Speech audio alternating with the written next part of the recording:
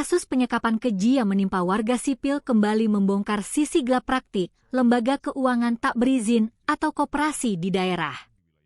Seorang anak perempuan yang status usianya masih di bawah umur dilaporkan menjadi korban penyanderaan dan penyekapan secara paksa oleh sepasang suami istri yang merupakan atasannya sendiri di tempat kerja.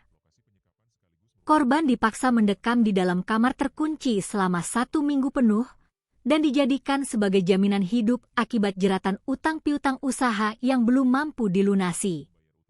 Tragedi penyanderaan anak di bawah umur ini tepatnya melanda wilayah perumahan Kota Baru, Kecamatan Cibiureum, Kota Tasikmalaya, Jawa Barat.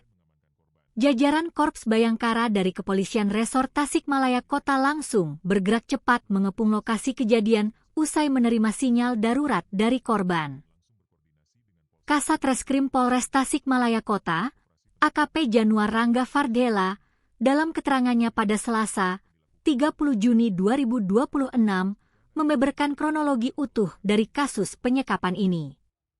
Korban yang diketahui berinisial R, ternyata merupakan seorang remaja perempuan yang baru menginjak usia 16 tahun dan bekerja sebagai pegawai harian di kantor koperasi tersebut.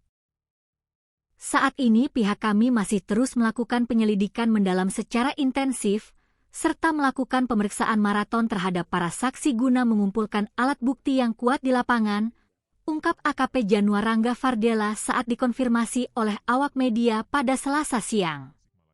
Aksi penyelamatan dramatis terhadap korban R ini bermula saat korban berhasil memanfaatkan kelengahan pelaku pada Senin sore, 29 Juni 2026. Di tengah keputusasaan di dalam kamar penyekapan, korban nekat menghubungi nomor layanan darurat kepolisian di call center 110. Dalam sambungan telepon tersebut, korban menangis ketakutan dan melaporkan bahwa dirinya tengah disekap di dalam sebuah rumah yang juga merangkap sebagai kantor koperasi. Mendapat laporan genting, tim Opsnal Satreskrim Polres Tasikmalaya Kota langsung meluncur ke lokasi perumahan yang dimaksud untuk melakukan penggerebekan. Di lokasi tersebut, petugas berhasil menyelamatkan korban R yang sudah lemas, sekaligus mengamankan sepasang suami istri selaku pemilik koperasi yang bertindak sebagai terduga pelaku utama penyekapan, yakni pria berinisial S dan wanita berinisial M.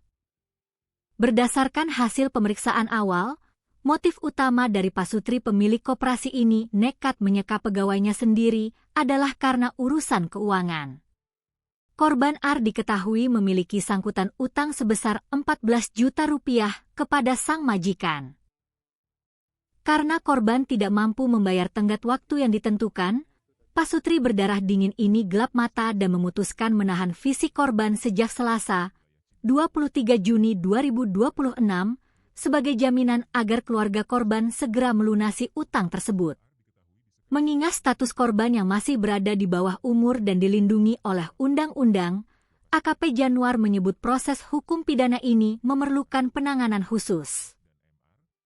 Pemeriksaan psikologis dan berita acara pemeriksaan terhadap korban R harus melalui prosedur pendampingan ketat, baik dari orang tua kandung maupun dari pihak lembaga perlindungan anak terkait seperti PAID guna memulihkan trauma mendalam yang dialaminya. Pasutri berinisial S dan M kini terancam dijerat dengan pasal berlapis tentang penyekapan serta Undang-Undang Perlindungan Anak dengan ancaman hukuman penjara yang sangat berat.